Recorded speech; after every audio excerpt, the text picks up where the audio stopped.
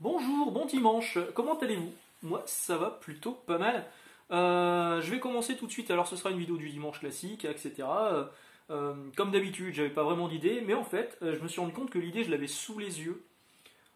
J'ai une pile à lire qui a augmenté d'un coup là, parce que j'ai reçu la masse de commandes que j'avais passées, enfin la masse. Pour certains ce sera pas beaucoup, mais pour moi ça veut dire beaucoup. De commandes que j'avais passées sur BooksETC, plus quelques trucs en VF qui sont arrivés, certains que j'ai achetés, c'est d'autres que j'ai empruntés. Mais avant toute chose, je voulais vous donner rendez-vous vendredi prochain. Alors il y aura évidemment la vidéo du mardi et du jeudi, mais il y aura aussi une vidéo vendredi prochain. Un live sur les coups de... alors je sais plus, on s'est pas mis d'accord sur l'horaire avec Alric. Je crois que ce sera 20h. Alric, tu me corrigeras dans les commentaires si je me trompe. Donc il va y avoir un live sur la chaîne de Alric, la chaîne Alricoscope, où on parlera un petit peu de tout et de rien, mais surtout de comics, un petit peu de Vendavision aussi, je pense, et de geekery et de comics. Lui et moi sommes des fans des comics sémiques des années 90, donc je pense qu'on abordera quand même pas mal le sujet. Et peut-être aussi quelques trucs un peu plus récents. Donc il y aura ce live chez Alric vendredi prochain.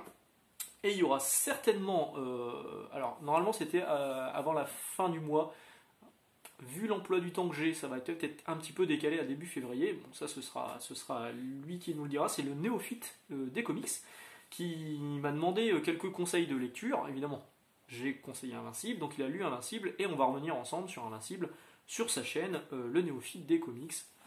Certainement, alors fin janvier, voire début février. Pareil, néophyte, je te laisse donner plus amples informations dans les commentaires, ici ou là-bas. Toi qui vois. Voilà, donc aujourd'hui, je vais vous parler un petit peu de ce que j'ai lu, ou de ce que je suis en train de lire, ou ce que j'ai prévu de lire. Alors ce sera parfois quelques mini-reviews, hein, je ne vais pas faire... si je vous fais une mini-review, c'est qu'il n'y aura pas de vidéos dédiées qui arriveront, mais pour d'autres, il y aura des vidéos dédiées, donc c'est un peu comme une preview. Hein. Le premier titre que j'ai lu cette semaine, c'est Alienated, qui est juste là. Donc c'est la nouvelle sortie chez iComics de Simon Spurrier et Chris Wildgoose, avec André May aux couleurs. Alors Chris Wildgoose, j'en avais déjà un petit peu parlé dans les récits Batman Nightwalker chez Urban Comics. J'avais trouvé ça middle, mais le dessin me plaisait pas mal. Le dessin était pas mal. C'est pas non plus complètement foufou. Hein. Donc je suis content de le retrouver là-dessus, parce que le style graphique est sympa.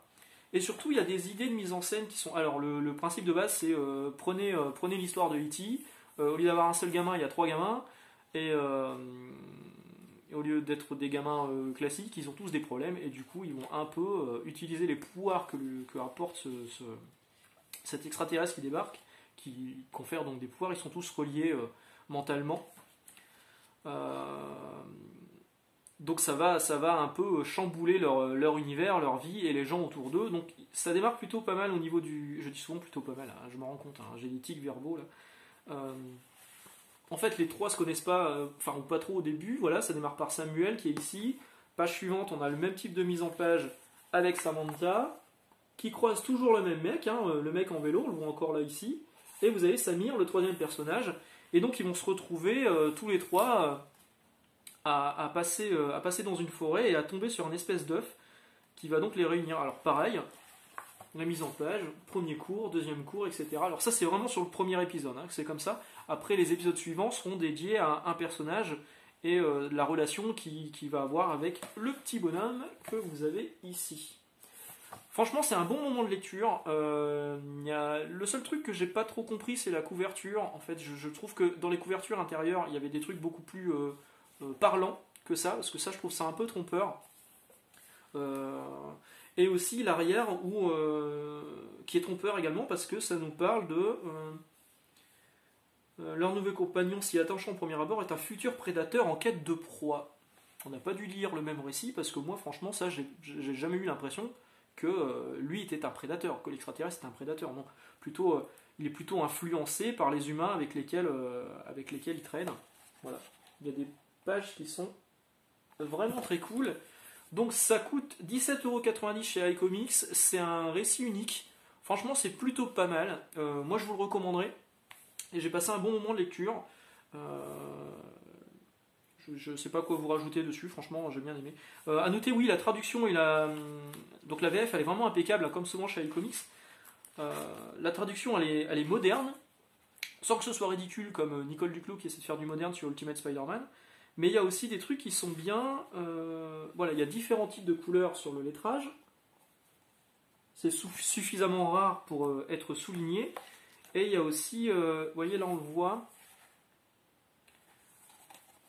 dans ces bulles là, vous avez des caractères qui sont un peu plus petits pour montrer qu'il chuchote ou qu'il essaie de faire passer un truc ou qu'il se parle à lui-même, etc. Donc j'ai trouvé vraiment que la version française elle est vraiment très très bien. Je sais pas si c'était comme ça en VO, mais franchement, chapeau à iComics. Un très bon travail éditorial. Autre titre, celui-là je ne l'ai pas encore lu, je viens de l'avoir, alors c'est pas pour moi, hein, je vous rassure tout de suite. C'est Spider-Man, le cast de Black Cat, qui est en fait le scénario des DLC de Spider-Man, le jeu vidéo qui était sorti sur PS4 et qui est ressorti depuis sur PS5. Donc ça c'est pas pour moi, c'est pour les enfants d'Yannick, mon pote Yannick, qui avait déjà beaucoup aimé le précédent. Bon, je pense que je le lirai quand même, ne serait-ce que pour le dessin qui est pas trop moche, qui est je le connais pas le dessinateur, tiens. De Lucas Maresca, non, je connais pas. Donc on va voir ce que ça donne. Donc ça c'est sorti là tout récemment chez Panini Comics. Panini Comics, on va en reparler parce que, pardonnez-moi mon père car j'ai péché, j'ai acheté du Panini Comics pour moi. Bah je vais le ramener. Je vais le ramener. Alors pourquoi je l'ai acheté déjà? Parce que il coûtait 26€. C'est tout le run de Matisse et Garnet, de Matisse et Garnet, notons-le. J'aime beaucoup le trait de Ron Garnet, même si là il est en mode un peu fainéant. Il y a des pages qui sont jolies, notamment sur le premier épisode, où là on sent qu'il fait un effort, et il y a des pages où franchement il est en mode automatique total. Donc moi j'aime bien Ron Garnet, mais je trouve qu'il était bien meilleur sur Captain America et meilleur sur son Hulk. Voilà. En fait, son Silver Surfer et quelques décors sont sympas, mais tous les autres morceaux sont un peu loupés. Alors, il y a deux gros problèmes en fait là-dessus. Le premier, c'est la VF. La traduction, elle est pas choquante, mais c'est celle d'époque. En fait, ça, c'est des épisodes qui étaient déjà parus il y a très très longtemps. C'est quand même des récits qui datent de 97, hein, si je dis pas de conneries. C'est ça, 97. Et ils ont gardé la traduction d'époque. Ce qui fait que, il y a un moment, il y a quelqu'un qui dit « Ah, j'adore, en regardant Silver Surfer, j'adore les chauves, ça me rappelle Kojak. » Qui se souvient de Kojak, à part les quadras comme moi? Personne. Il aurait été mieux de mettre un mec genre, je sais pas, je dis une connerie, mais Dwayne Johnson, The Rock, c'est un chauve sexy, ou mon pote Yannick, hein, c'est un chauve sexy, voilà, bon, personne ne le connaît, mais pas encore, on y travaille. Mais du coup, voilà, la traduction elle est datée, il n'y a eu aucune relecture, il n'y a eu aucune retouche, à tel point que on vous renvoie, il y a des notes de bas de page où on vous dit voir Nova numéro autant. Bah, Nova c'était les trucs de chez Semic il y a bien longtemps, ou de Luxe c'était il y a longtemps.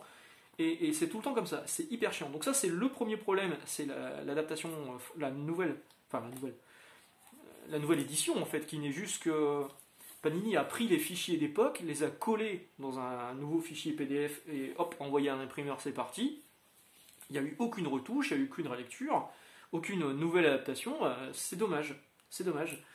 Et l'autre gros problème, et celui-ci c'est ce qui fait que je vais pas le garder, c'est que toute l'histoire de Matisse, le postulat de base, c'est que le Silver Surfer revient sur Terre en n'ayant plus aucune émotion. Donc il n'y a plus aucune émotion, on ne sait pas pourquoi, et ben vous ne le saurez pas là-dedans, parce qu'en fait c'est pas expliqué, on voit même des extraterrestres, des aliens, comme on imagine les aliens de Roswell, qui sont là, qui embarquent des gens et qui les ramènent et qui font des tests et tout, on ne sait pas trop qui c'est, et pareil, pour savoir qui sont ces extraterrestres, il faut lire la fin du run de Matisse, sans Ron Garnet. Et du coup, c'est pas là-dedans, parce que là-dedans, ils ont gardé que les épisodes de Ron Garnet, qui en plus de ça n'est pas tout le temps dedans. Il y a même du Leonardi qui n'est même pas crédité au tout début. Le dernier épisode, il est d'ailleurs dessiné par Carrie Nord.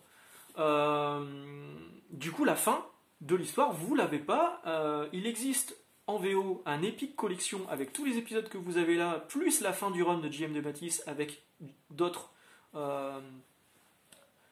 dessinateurs qui concluent l'histoire, qui expliquent ce qui s'est passé. Et cette Epic Collection, vous pouvez le trouver sur Books OTC, j'avais regardé. Il était à 24 euros, 24 ou 25 euros, alors que ce tome-là, il est à 26 balles. Et vous n'avez pas toute l'intégralité du run de Matisse, vous avez juste tous les épisodes dessinés par Garnet. Donc encore une fois, c'est un beau loupé hein, de la part de Panini.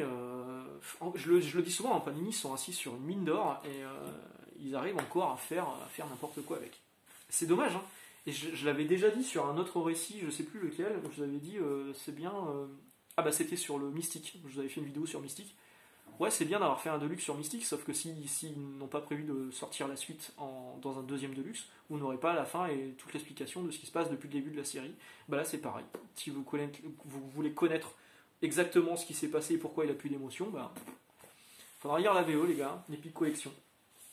Alors, on va continuer sur de la VF.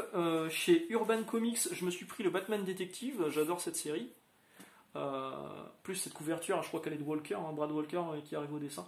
Elle est hyper classe, je trouve. Elle est vraiment bien. Et Urban Comics, là, nous propose en plus de ça des petits marque-pages. Ça, c'est disponible chez votre libraire. Il y en a 2 différents pour la sortie de Batman Arkham et Batman, je sais plus comment ça s'appelle, Anthologie ou un truc comme ça. Et en plus de ça, ils ont ressorti un petit guide de lecture aussi pour Batman. Alors, je l'ai pas encore lu, donc je vais pas vraiment en parler, mais je le sens bien. Enfin, les précédents étaient plus ou moins bien. Il y avait des tomes qui étaient un peu en dessous, mais globalement, j'aime bien la série, donc j'espère que ce sera vraiment bon. Voilà. Pour Urban, c'est terminé. On va passer à Delcourt. Le nouveau tome de Oblivion Song est sorti, le numéro 4. Je ne l'ai pas encore lu. Robert Kirkman, je vais m'y plonger dans pas longtemps. Ce qui est dommage, c'est que ça sort une fois par an en fait. Ça sort une fois par an chez Delcourt. Les tomes ils sont pas très chers, hein, je crois qu'ils sont à 16,50 €. Mais les premiers tomes, là, les 3 premiers, j'avais trouvé ça cool. L'histoire était plutôt prenante. Je crois que ça se terminait sur le. Ils étaient de nouveau dans le monde parallèle. Hein. Vous savez que c'est une histoire de monde parallèle avec des espèces d'extraterrestres dessus.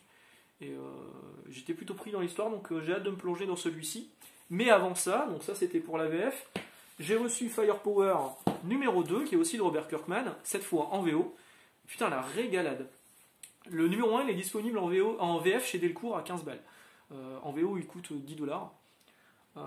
C'est très très bon. Franchement, si vous avez lu le numéro 1, mais que vous êtes dit, ouais, des histoires de kung-fu, machin, ça m'intéresse pas trop, fiez-vous aux dernières pages de ce numéro 1, où vous voyez que le personnage principal, c'est Owen. C'est Owen, hein, ouais. Owen Johnson est retourné dans sa famille et on voyait ce qui se passait un truc dans les toutes dernières pages. Et ben là, c'est vraiment la suite. On voit qu'il a une vie normale avec des enfants, avec sa femme qui est flic. Mais son passé va le rattraper, ses pouvoirs, donc voilà, où il balance des boules de feu comme un Kamehameha, ou comme plutôt un Hadouken dans Street Fighter. Donc ses anciens amis vont essayer de le retrouver, les amis sont peut-être des ennemis, les ennemis sont peut-être des amis, enfin il va y avoir des changements de statu quo. Et l'écriture est vraiment cool, comme toujours chez Kirkman, les personnages sont hyper intéressants. Et moi je me suis régalé. Alors, il y a encore beaucoup de kung-fu, alors pour ça Chris Samney, impeccable. Les scènes d'action elles sont magistrales, il y a plusieurs scènes où il n'y a même pas de dialogue en fait, c'est juste des passages où ça se bastonne en fait, de façon super silencieuse dans la maison. Et tout en réussissant à ne pas réveiller les enfants en fait. Le trait de Samney, on sent la fluidité des mouvements et tout, enfin c'est hyper classe. Et vraiment c'est un film, c'est un blockbuster en fait. Enfin, c'est un peu une série aussi, mais de hyper bonne qualité. Vraiment je me suis régalé.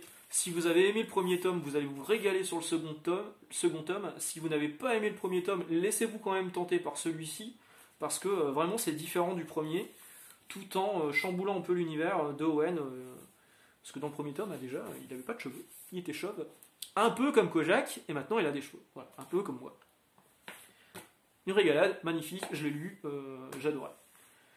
Je suis en train de lire celui-ci, Batman Dark Victory. En fait, je compte vous faire une vidéo sur Batman de Jeff Loeb et Tim Sale. Je me suis relu tout Long Halloween. Ah, c'est ça que je voulais vous sortir, merde. Je l'ai planqué quelque part, je sais plus. Je me suis relu les Batman. Oh putain, il est là. Le bol. Hop là. Je me suis relu ça. Batman des ombres dans la nuit. Et je me suis rendu compte qu'en fait, Dark Victory, Amère Victoire, je l'avais pas. Je l'ai lu, hein, je l'ai lu il y a longtemps, mais en fait, je l'avais pas. Donc du coup, je l'ai recommandé en VO, parce qu'en VO, il m'a coûté 20 balles.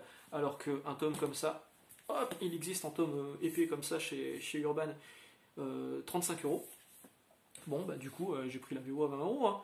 Et là, je suis en train de le relire, comme ça, je vais pouvoir bosser un petit peu sur cette vidéo sur Batman de Jeff Lowe et Tim Sale. C'est vraiment bien. Spoiler alert, c'est hyper cool. Ensuite, je viens de recevoir le dernier tome, ce sera vraiment le dernier, hein, c'est le dernier volume, le volume 3 de Young Justice. Je pensais l'avoir en hardback, en couverture dure, mais en fait, c'est une couverture souple, ce qui explique le prix très rikiki auquel je l'ai touché. Donc, du Brian Michael Bendis, qui va terminer donc ses intrigues sur les personnages de la Young Justice. Pas lu, je vais bientôt le lire. J'ai reçu The Resistance, voilà, je l'ai payé 10 balles, il sort en VF chez Panini en couverture dure à 20 euros, donc c'est le premier titre que j'achète chez Awa Upshot, de Straczynski et Deodato Jr. Je suis pas fan du trait de Deodato Jr. Maintenant, je préférais quand il était un peu plus comics que photoréaliste. Voilà, bon, on verra.